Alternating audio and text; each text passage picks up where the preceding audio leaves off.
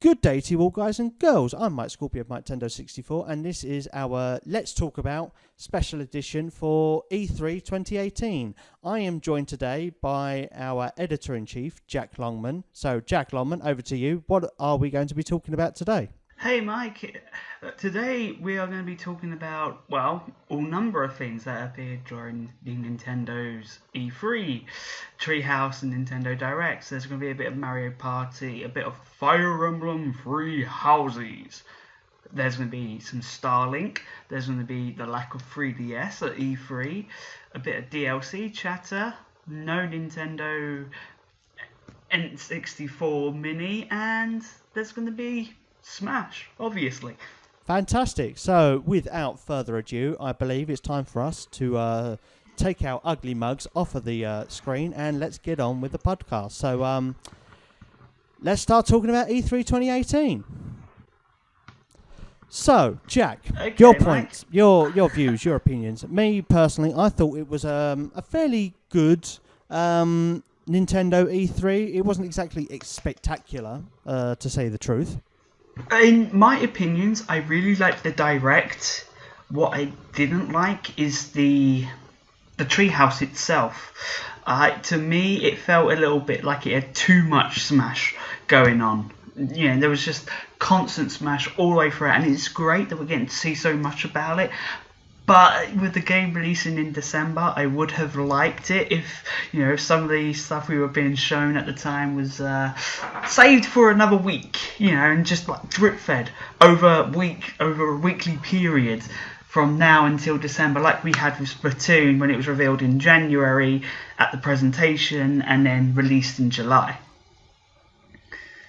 And I would have liked to have seen some other stuff during the Treehouse. I mean, don't get me wrong, it was nice to see more of Octopath Traveler and the new demo. It was fantastic to see Xenoblade Chronicles 2 Torna the Golden Country.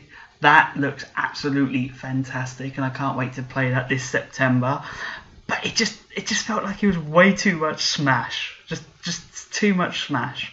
There was a lot of Smash Bros present, and obviously, you know, the name Super Smash Bros Ultimate, it was revealed, so, you know, I think that's a really good name for what it could be. I'm kind of hyped for it. I'm not really hyped. I mean, as soon as I saw the game, my hype level sort of died down a little bit. To be fair, you know, it's like, okay, so a lot of people are still divided. Is this a port? Is this a new game? It takes a lot of the mechanics from the other one. Apparently a couple of characters have been messed around with, so now there's Echo Fighters, or Link and Mario have got different costumes, or, you know, different changes to their outfits. So there is that to take into account. Another thing, though... Well, to quote Bill Trennan, has there ever been a port of a Super Smash Bros. Game? When he was asked if it's new or not, that is what he responded with. So basically, in Nintendo's eyes, it is a new game. And whether people want to, you know, hum and ha around it, in Nintendo's eyes, it's a new game. They're selling it as a new game. They're presenting it as a new game. Let's just say it's a new game and just go with the flow. Okay, it's one less thing for us to argue about. Okay, let's just focus on what's more important, like who's better, Peach or Daisy. Oh no, you people are arguing about it. I know people are, but I'm not going to argue about it because, you know, to be fair, it is a new game in their own eyes. Another subject that was brought up as well when talking about ports and using different or the same assets and things like that, and somebody said, you know, well, what about Ocarina of Time and Majora's Mask? They've made a complete new game out of it using the same assets that they had from Ocarina of Time. So technically, I mean, it's a fighting game. That's like saying that Street Fighter 3 is a port of Street Fighter 2. Well, actually, no. I mean, Street Fighter 2's had so many iterations as well, being Turbo, Ultra Fighting, Ultra Smash, Final Challengers, and the likes. Smash is a new game, so we're going to stick with that and not argue about that anymore. So, characters that are in the game. Yes, but no. Oh, the best character ever. Snake is back. The last actual Smash game I liked, because as you know, I did not like the Wii U and 3DS one, but I did like Brawl, and I loved to play as Snake, and Snake is But back. not just Snake, everyone is back. Everyone. They had to emphasize that was my favourite. That was my favourite part in the trailer, when it was just, you had here, it's like, oh my god, it's Snake. He's coming in like the Terminator, appearing in that crouch position with the lightning, and all of a sudden it's Snake, followed by everyone. Yes! That did that really, really hype me up when I saw Snake. You know, it flashed, and like you were saying, and then Snake appears, and it's like, fantastic, Snake is back. And it's not just Snake is back. Everybody from the whole entire series, the whole entire Smash Bros. Franchise is back, including Pichu, including Young Link. The original Ocarina of Time Ganondorf has replaced the Twilight Princess one that we've become accustomed to.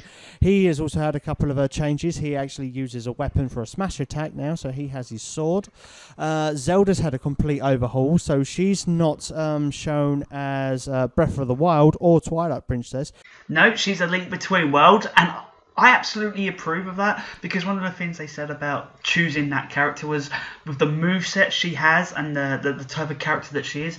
In Breath of the Wild, she was more of an academic, you know. She wasn't the fighty sort of person. That's not her style. So to have her in Smash, it wouldn't have worked. But the Link Between Worlds one, yeah, they could do that. And it's great to see like a HD render of it, you know. So absolutely. But I like the fact in the past Zelda's used a bow as like her final smash, and Link has had the Triforce. Now she uses the Triforce, and Link is using the ancient arrow. The roles. Oh, how the roles have turned. Yeah. I mean, that's another thing. A lot of the special moves have changed as well this time. Fox McCloud doesn't use the Landmaster anymore, so no, and Fox McCloud. Yes, and Fox McCloud is supporting his Star Fox Zero design, but why not the Starlock design? Or is Ubisoft claiming total ownership to that, and Nintendo are allowed to use it? Because he looks pretty sweet in styling. So. I don't think he does look pretty badass in that. I mean, maybe they will include it as a costume as well. Obviously, we have the Inklings as well. Ridley, and now that just goes to show that Nintendo really does listen to its fans, and also Masahiro Sakurai, what a legend, does listen to his fans, and he's caved in and finally, said, you know what, you want Ridley. Here he is. So Ridley from the Metroid series is in Smash. Everybody. Yeah, it was definitely a nice reveal. But the Smash, it looks great. I mean, when we saw the, I don't like how the fact it was like the majority of the direct, because it was like, oh my god, please just end. My brain's gonna blow up. This is too much. You're overloading me right now. But no, it was. There were so many great moments in the reveal trailer. There was, and a couple that you were actually quite excited about. I mean, obviously, Bayonetta's come into it, and you found when you was playing Bayonetta 2 and Bayonetta 1 that when you spent Amiibo... And Rodan, and he's... Rodan, yes, he would mention, for example, like the Smash Club, yeah. That fight club that you're a part of, I'd love to get in there. And he did! He turned up as an assist trophy. Yeah, the only thing I'm disappointed with Bayonetta's reveal for Smash is I was really, really hoping she would do so in the form of the appearance she's going to have for the third game, and because they was going to reveal that, they would have a Bayonetta 3 gameplay trailer or something showing off Bayonetta 3, but no, we're just going to have to deal with Bayonetta 1 and 2, and, no Bayonetta 3 trailer at E3. Yeah, but you know what Kamiya's like. He likes to keep things under wraps, and if he says it's all down to Nintendo whether they show anything or not, go hound them. I mean, he's working hard on the development of Bayonetta 3, so it'll come out when it's good and ready. Obviously, it's not ready just yet, but when it's good and ready. Yeah, but that's one of the things, though, isn't it? Yeah, just because what we saw in it doesn't necessarily mean it's the full version of the game. So Bayonetta could get a costume change eventually if they reveal it. Otherwise, we are just going to be stuck at 1 and 2. But no, Smash, it looks absolutely mental. We've got so many stages making a return. The graphics are intense compared to previous entries, especially if we played the 3DS game. And it is definitely going to be the game that's going to just dominate everyone's December. Absolutely. And like, on Twitter, we've announced it first. We are going to be the first ones to do the giveaway, or I don't know of anybody else that's doing a Super Smash Bros. Giveaway so early in the day, but we wanted to get on the bandwagon first. We are giving away Super Smash Bros. Ultimate as soon as it comes out in December 7th Yes. even. If we can make 4,000 followers before then, we will add a second copy to the game. And we did have another stretch goal as if we would make 5,000. But, us being us, trying to think for the gamer and how we can best support our followers, we are going to make it that if the tweet itself makes 1,000 likes and retweets, we will announce the third. So we won't have the stretch goal of 5,000 followers now. If the tweet itself can make 1,000, then we will announce a third winner as well. So, Well, there is one other thing we should probably include with that giveaway. It's not too What's late. that? We should pick one winner to receive a Ridley amiibo because, it's Ridley. That There's is an a very amiibo. good idea. That is a very good idea. The problem is trying to get hold of a I know, Ridley amiibo. because it's going to Obviously, sell the out like game's gonna be a lot hotcakes. easier. Oh Yeah. yeah, I mean, I've already planned or already set my mind into having to pay $500 for a Ridley amiibo from scalpers. Hopefully, it won't go that high, because you just can't chance it on Amazon trying to get a pre-order because as soon as you hear of anything, it's gone. So we'll have to see. But definitely we've got a copy of the game. Well, we haven't got it right now, but we will be giving away a copy of the game out of our own pocket, just to show our love to all our fans, our followers, and our supporters on Twitter, Facebook, and the like. But this is running on Twitter, so you have to be following us on Twitter to retweet it on Twitter, like it on Twitter. That's the most important thing. This is only available on Twitter. It can be given to anybody that is following us, but you have to like it and have to have a Twitter account, I'm afraid. Sorry. That's just one of the small little rules. Like I said, if we make 4,000, before then, we will announce a second winner. And if we can make the tweet get 1,000 retweets and likes, then we will announce a third, or, whatever one comes first. So if it makes 1,000 retweets, we'll announce the second winner. And if we get 4,000, then another one. So there's 3 copies, 3 opportunities to win Super Smash Bros. Ultimate. Make your Christmas, guys. I mean, E3 is considered, a gamer's Christmas. Let's keep it going. When it comes to December 25th, there is a game that could be in your stocking, okay? And it could be ours. It could be our gift to you for Christmas. How'd you like that? Now, I hate to interrupt, but because as much as I would like to talk about Smash, I think we're going on a bit, so we could always say we could save more Smash for later, and let's move on to something else. Although I don't want to talk a lot about Pokemon Let's Go because not really a lot needs to be covered since it does look great and amazing. I do want to mention the Pokeball Plus. Mew is not going to be found under the van. But you have to get the Pokeball Plus if you wish to get Mew, since it's an exclusive to the add-on accessory. I'm not quite sure how I feel about this. I mean, I was quite happy playing without it. I know, Nintendo, you pests. Trying to hide Pokemon, exclusive Pokemon behind a paywall. My God, you're starting to sound like EA. No, I'm sorry. You can't sound like EA. We still love you, Nintendo. You can't even transfer it from Pokemon Go. You're not allowed. So you literally have to go that route if you want to get it. And it's a shame. The only thing you can hope for is with the games releasing in November, on November 16th, that there's Black Friday comes along and the bundle gets a massive discount. Because until then, it is pricey as hell just to get the game and the Pokeball Plus. Well, unless you are one of these really, really purists that believe that there are only 150 Pokemon instead of 151, it won't bother you too much. But, if you do want that Mew, then I'm afraid Nintendo's got you. You're going to have to get the Pokeball Plus. Yeah, and we both know you're going to end up getting it now. We know that.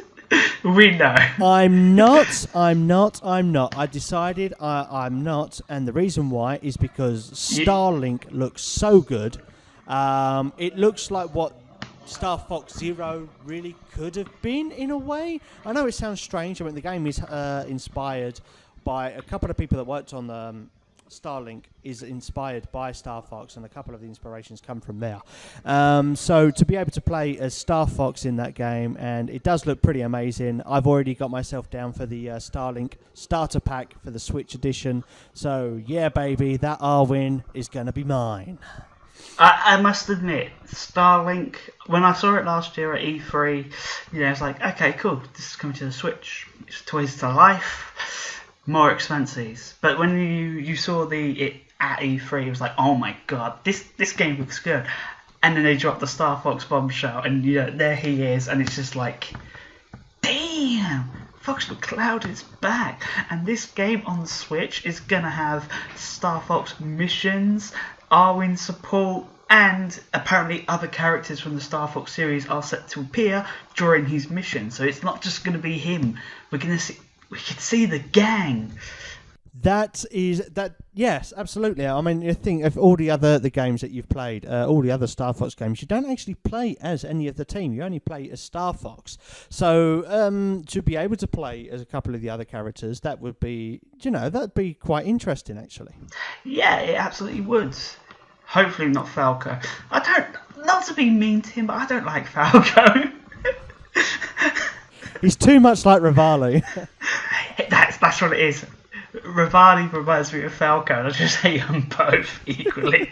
But no, it is great to see this, because I was reading the interviews with like how it came to be, and it was literally a case of Nintendo playing the demo at E3 last year when Starlink was revealed, and one executive went there and played it. He went away and he come back again and played it. No, he come back and played it again. Then he went away and come back with someone higher up, and they played it. And before you know it, Reggie Fils-Aimé was playing it. And then I think it was like a few months later, Ubisoft were called out to Nintendo's headquarters in Japan. They were flown out, and it was like they were allowed to make the pitch.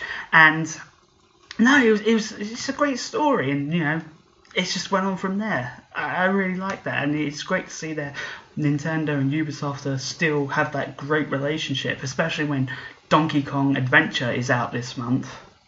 I know you're excited for it. Absolutely, for Mario plus Rabbids Kingdom Battle, the Donkey Kong Adventure, that does look amazeballs. And when I saw that trailer, the Ubisoft trailer, and I'm thinking, yes, this looks good. And then all of a sudden, they had the DK rap in there. Cranky Con is, hitting those discs. That's probably really not the turn to say. Hitting the turntable, sorry, that's what it's called. It looks like it has a completely different style of gameplay as well, where you actually, instead of tunnels now, you use vines to get across the level. You seem to have different kinds of attacks as well. And obviously Beepo is in it, and Rabbid Peach as well. But it'd be interesting to see if any other characters appear. The levels themselves actually look very, very nice. They're very, very beautiful. So we have more of that Donkey Kong Tropical Freeze kind of feel.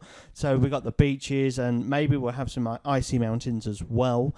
I must admit, I'm really, really hyped for the Donkey Kong Adventure DLC for Mario Kart, what a numpty, for Mario Rabbids Kingdom Battle. Also, other DLC that is coming. Octo expansion, well, I say it's coming, it's out now. It's out now, and we've already reviewed it. Yes, we've reviewed it already. That's already got quite a few views already on the website. So, although I will admit, the DLC I am most excited about is Torna, the Golden Country for Xenoblade Chronicles 2. It was data mined.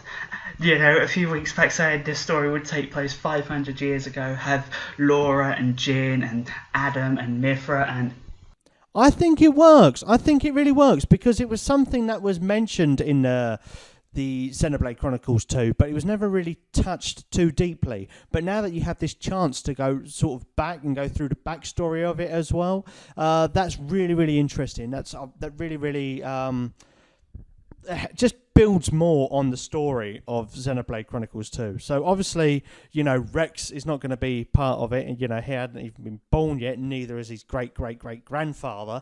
But Mithra and everyone's going to be there. Well, we don't know about that because we don't know how long they live for. But we don't know how long they live for. But no, it is really great to see it paid off because there's so much about this game that is really appeals to me, like the way they've refined gameplay. Now you can play as both driver and blade attacking. You can swap between them. And it's really great.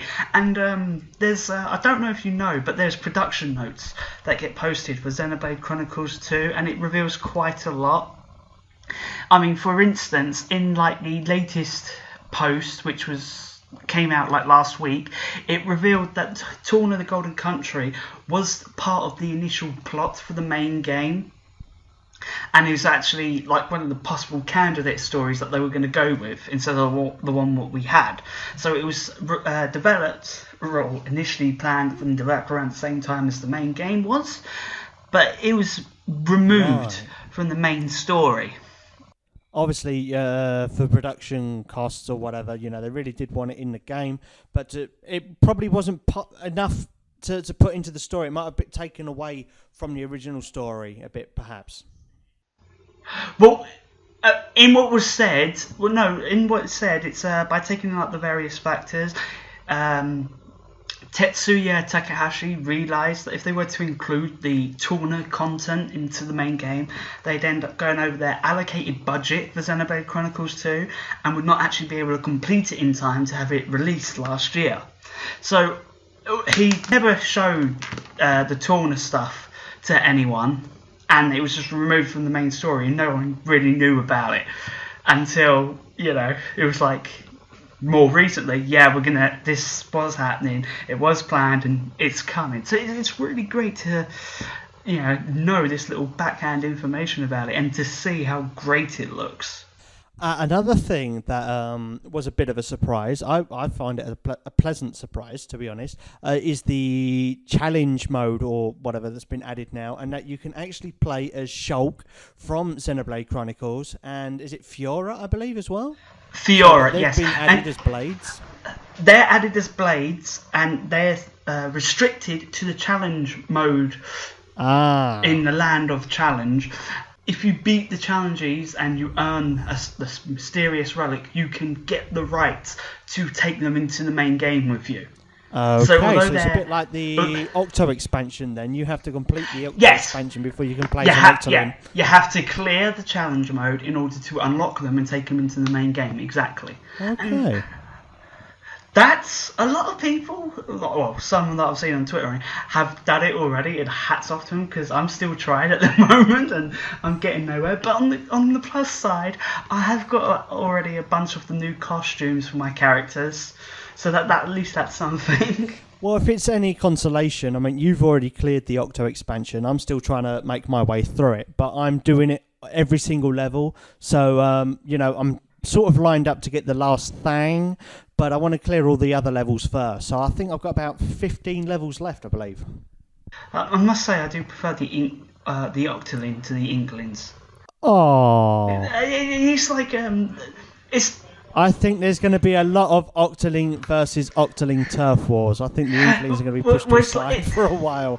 And those that are still playing as Inklings are those that haven't got the Octo expansion don't forget yet. As well, it's like the Octolings have different animations and stuff. So when they win or lose the game, they have different animations and poses to the Inklings. So a lot of people are just going to be playing as them to see the differences. Well, I've still got that to come. Not far to go now. The bosses are tough, though. There's some levels in there that are really, really tough. The Defend the Orb, not the one where you got to use the cannons, but the other one where you have to get down there and choose a main weapon to take out the Octolings. That is really, really hard work. So, some of them are so... I don't want to swear, so I'm not going to, but...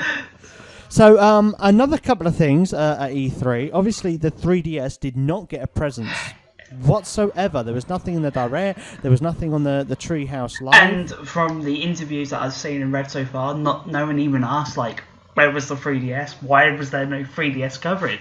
It was always like it was literally swept under the rug. And all the other companies that were revealing games, none of them revealed anything for the 3DS either.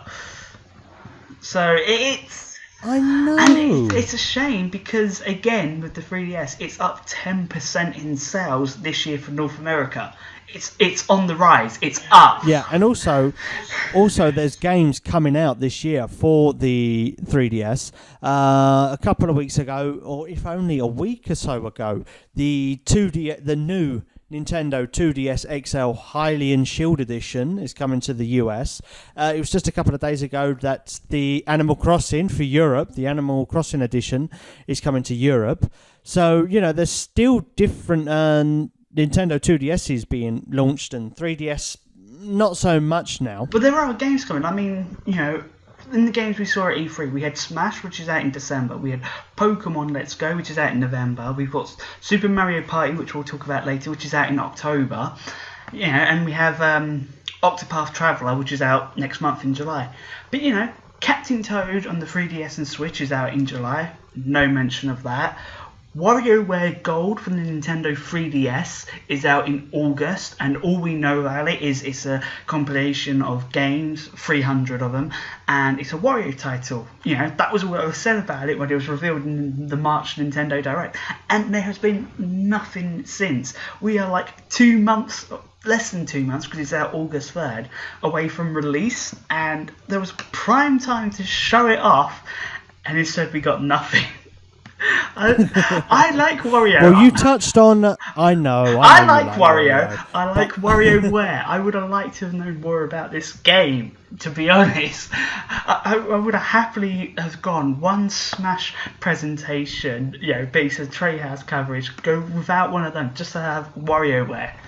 Well, maybe WarioWare Gold is going to get some special attention sometime during July. I mean, summer's coming up, so Nintendo was bound to have a mini direct or a new trailer coming up to show us how we should be spending summer this year. A couple of other things, like you said, Super Mario Party. Super Mario Party is coming to the Nintendo Switch. Now, that was not so much a surprise. I mean, I think we knew it was going to be coming at some point.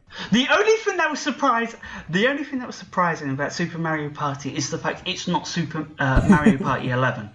There was a lot of expectations a Mario Party game would be revealed at E3, but those who were expecting Mario Party 11. Instead, we're getting Super Mario Party, which is essentially a reboot of the Mario Party series, and it's taken it back to the older style of the games, before the ND Cube involvement, who have made the last few offerings, which no one really liked.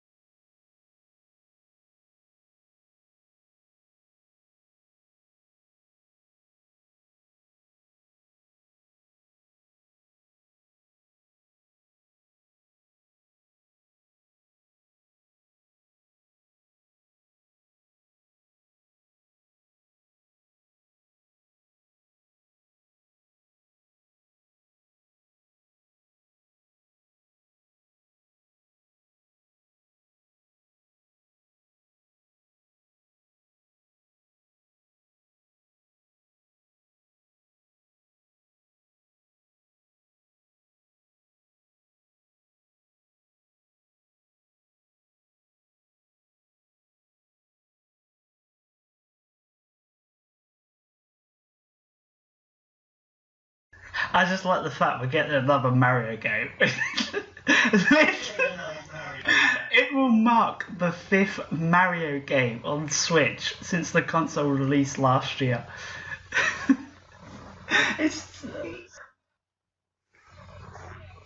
But with another Mario game coming out, what are we going to get next year? I mean, 29's not that far away. It's only 6 months.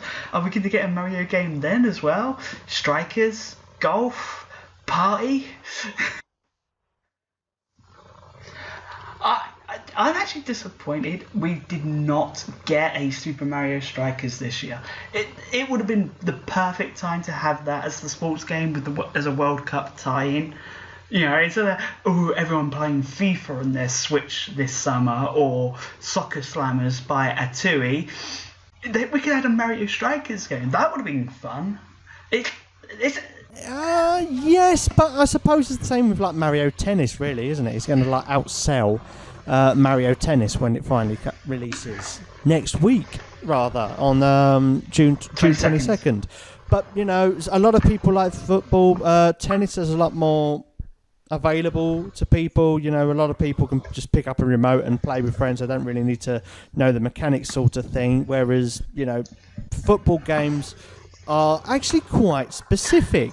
I've played a fair bit of FIFA, and I'm not a FIFA player by any means, but because of my brother-in-law, he plays FIFA. He likes FIFA. I have to play with him when he comes down every now and then, to keep the girlfriend happy. I suck. I can pick the best team there is. I could pick Real Madrid. I could pick Manchester United or whatever. And I will still suck so hard. It's unbelievable. What I'd really like to say? Like how we have Mario Rabbids? If Nintendo and Square Enix team up for a Mario game and it's Mario Blitzball. Just think about that for a second. Mario Blitzball. Absolutely Mario love Blitz. Blitzball. That would be insane. That would be insane, but it's never going to happen. I tell you what would be good though. I mean, we're hearing a lot of Spyro the Dragon that's flowing around that it may be coming to the Nintendo Switch. There's been nothing confirmed. If it does, it would make the Nintendo Switch probably the only console that has ever had a dedicated Spyro game, dedicated Crash Bandicoot, Sonic, and Mario all on the same console, and even Mega Man as well, all on the same console. How many other consoles can say that they've had, 5 of the biggest icons of the 90s? Yeah, well, yeah. I mean, because we've also got Bomberman on the Switch as well. As well, yes, we've got Bomberman as well. But when you think like the Nintendo 64 era, the Sony PlayStation era, when the console wars really started to begin, and now we are over 25 years on now. Yeah. And all these characters are coming back. They've all had these remasters, and you'd be able to play them on Switch as well. So you have Mario, Crash Bandicoot, Spyro, and Sonic sitting in the same room having coffee on the Switch. What do you reckon? Yeah, why not? That sounds weird. I know. Rambling on now. So one thing we did not see at the E3 was there was absolutely nothing mentioned of a Nintendo 64 Classic Edition. I mean, there was, these things flying around, these trademarks for like the console and the controller and that flying around again. And you think maybe this year we're going to have that because, last year we had the SNES Mini. The year before that we had the NES Classic Edition as well. So you'd think it'd follow suit and we'd have an N64, but nothing. Nah, it's an odd one. But, there is no guarantee that we'll get one anyway, so be fair about that. Well, yeah. There's nothing written in stone, so, we can just hope, I suppose. Or we just play the original ones that we've got. They're still going fine. So, to sum up E3 2018, I mean, Nintendo's booth, the last couple of years, they were really, really good. They went really, really all for it. The 2016, they had the Legend of Zelda Breath of the Wild theme, and it looked absolutely amazing. They had these huge guardians and the bokoblins and all that around, and there's Link with the ancient arrow and bow and arrow as well. Last year, we had Super Mario Odyssey, and they remade like New Donk City, and that looked absolutely amazing as well. And this year, it was Smash themed, but it was almost like a Smash museum. I mean, a lot of the things were on display, so like the objects and items from the game of certain characters and items that you could use were all in display cases. And then there was the Battlefield area as well, which is obviously where people were allowed to play Super Smash Bros. Pokemon Let's Go also had its own area as well. So Pokemon Let's Go, Pikachu Let's Go, Eevee, they had their own little section as well. But mainly it was Smash themed. But I don't know, it just didn't seem as hard hitting as the last couple of years were. Yeah, it wasn't the same as last year. I mean, Microsoft. I think it didn't help that Microsoft come out of nowhere and just had an absolutely fantastic show.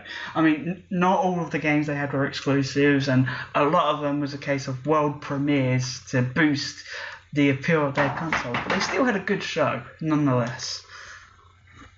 But obviously They did. Nintendo were holding, their cards close to their sleeves because there were so many games that they could have actually talked about at E3, and they just didn't. And we're talking about games that are already confirmed to release this year, including Luigi's Mansion.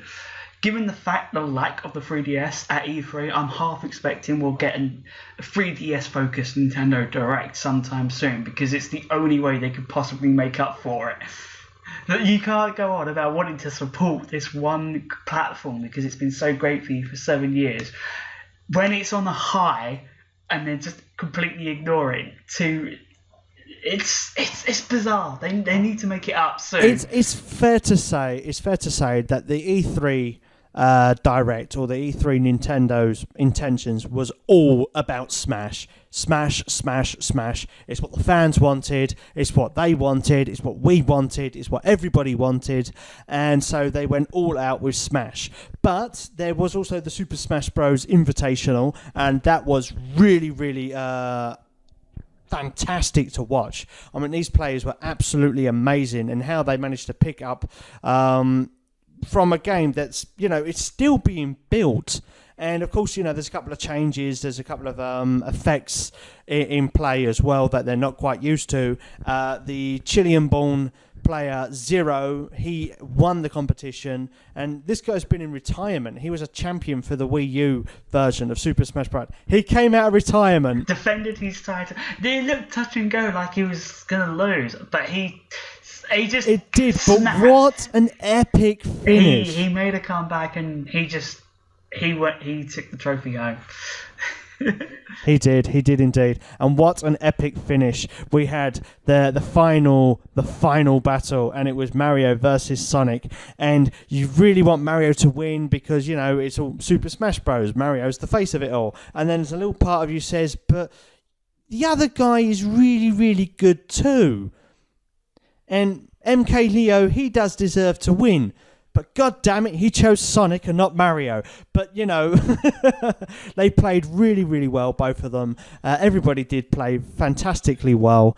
And Zero came out on top. But what I really, really love, is that when Masahiro Sakurai came out and he said, he noticed a couple of bugs. So that evening, he was flying back to Japan and was going to get working on those bugs first thing the next morning. And you think, what a legend. He won't even take the rest of the evening just to relax. No, he's heading straight home and he's fixing those bugs that he saw in the final. I mean, that's just, wow. That's dedication to you right there. That's workaholic.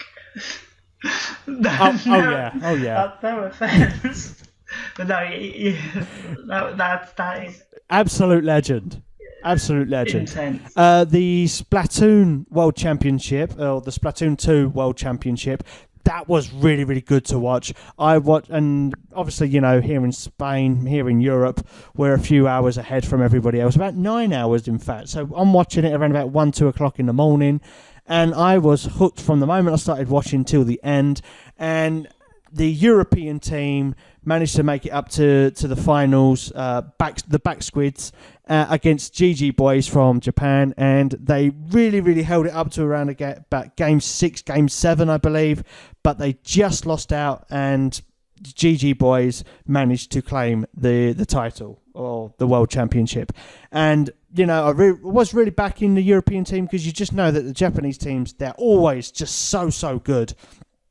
And this team from Germany has come out, and they were giving it their all. They'd beaten the Australian, New Zealand team, they'd beaten the North American team, and now it was just them and the Japanese team in the final. And they were just toe-to-toe all the way through. And then they came to a point you think, are they going to make it? Are they not? You just don't know. And then on one of the games they were playing, the Clan Blitz, and they hit the Japanese team, they hit GG Boys with a 3 clam hit, with a 3 special hit. and it was like down to 40, and he's like, oh my god, they could just clear this, they could have it. And then all of a sudden the GG boys, they tightened up their shoelaces, they went straight back to work, they defended, and they hit back, and they hit back hard, and then the Bat Squidge, they just could not, fight back. It was really, really, just hooked you from the beginning, and it was really, really amazing to watch. So anyway, I think that's pretty much sums up everything that we need to say. Do you have anything else to finish off with? No, I think that's everything we need to discuss. I think so. So we've gone on long enough, I reckon. thank you very much, guys and girls, for watching this video. And if you liked this video and podcast and you'd like to see more of our content, then please be sure to go and hit that subscribe button, hit the like button. You can also follow us on Twitter and Facebook. We're also on Tumblr as well. And if you'd like to stay up to date with all our news, views, reviews, interviews, personal views, opinions, giveaways, and so much more, then please be sure to go to www.miketendo64.com. And until next time, keep on gaming.